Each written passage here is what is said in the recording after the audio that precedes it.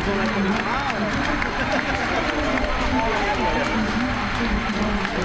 je rencontre ici des gens d'un tel professionnalisme, donc je suis absolument ravi. Je souhaite une bonne course à tous nos pilotes, j'allais dire, parce que c'est tellement des gars chimiques à fond que je vais regarder ça. Et puis c'est un petit hommage à mon papa qui était un fou du Tour de France. Et puis on termine avec le coureur vendéen, deuxième d'étape sur les routes de Paris-Nice. C'était à Bellegarde, seulement battu par Tim Merlier, troisième du Samin, derrière des certains Mathieu Van Der Poel et Paul Manet, notamment troisième de la route ADI, les deux vitrés. C'était Emilien Janière qui est ici plein centre. Et avec le fan club voilà, de Saint-Paul-en-Paray qui a fait le déplacement. Il me manque que la première place ici. On va essayer d'aller la chercher avec l'équipe ou moi-même, donc on fera le maximum. Du coup j'ai fait rouge et l'autre jour dans mon jardin j'ai vu un hérisson, je trouvais ça stylé donc je fais la même coupe.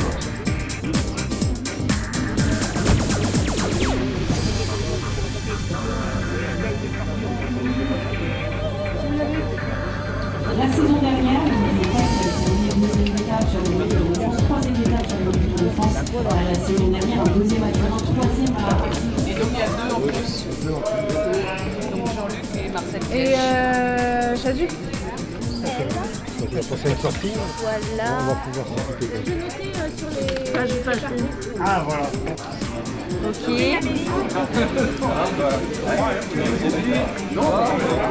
Vous prenez la dérivation et votre course elle se termine dans le parking de la dérivation et pas dans le dernier kilomètre, même si vous êtes au milieu des barrières. Je sais pas, moi je suis de Bernay quoi. Non, de Siltiac. Oui, bah non, voilà. Non, faut parler de Siltiac.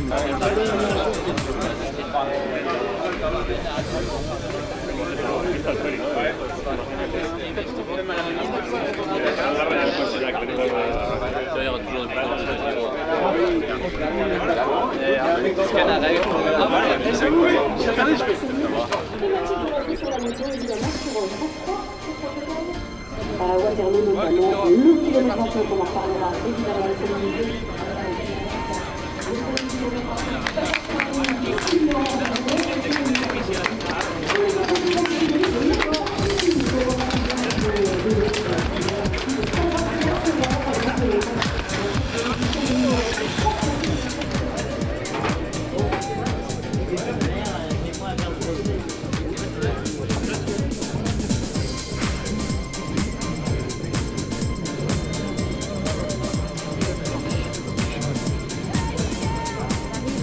dans la belle ville de Locronan, vous allez en prendre plein les yeux d'ici 5 secondes. On y est. Et c'est logique du coup que le rythme s'apaise un peu. Ils ont roulé fort pour prendre cette échappée. Donc c'est normal que les efforts commencent à se faire un peu compliqués, on va dire. Voilà, on passe devant la célèbre église. Les plus beaux villages de France. Oui, complètement. Plusieurs films ont été tournés. On se souvient notamment des Chouans, de Beauclerc. Si le tempo reste élevé à l'avant du peloton, il y a certainement des équipes qui restent au jeu. J'ai l'impression que l'équipe Arkea BNB Hotel est nichée au cœur du peloton.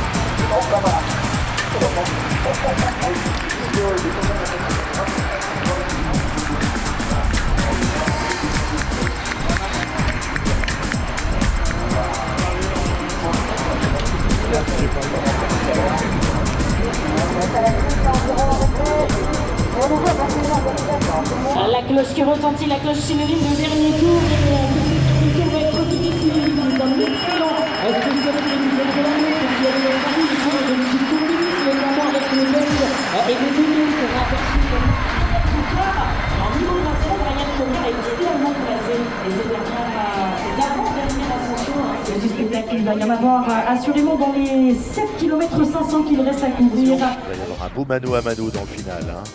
On est en train non pas de s'observer, et c'est là, voilà, on est à 300-400 mètres de l'arrivée et personne n'a rendu les armes. Derrière, on voit qu'il y a des gens de Direct Energy qui sont...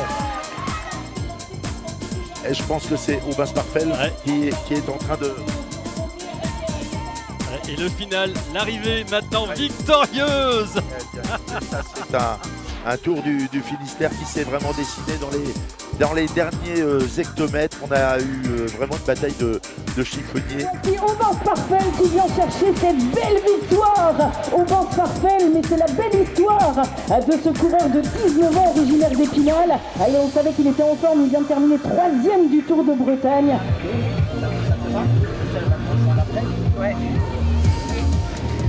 Alors Marion, je suis avec Isabelle ainsi.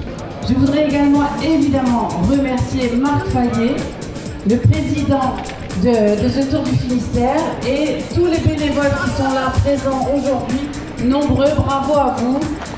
Parce qu'à chaque fois, ce sont des belles éditions. En tout cas, vraiment, je suis très contente de cette édition. Merci à tous et à toutes pour votre présence nombreuse, parce que ça fait du bien. Les sportifs, les champions ont vraiment besoin d'être encouragés. Et vous étiez là, donc bravo à vous tous et à vous tous. L'occasion, Marion, de vivre aussi de très très bons moments. On reviendra l'année prochaine, toujours plus fort, c'est ce qu'on espère. En tout cas, on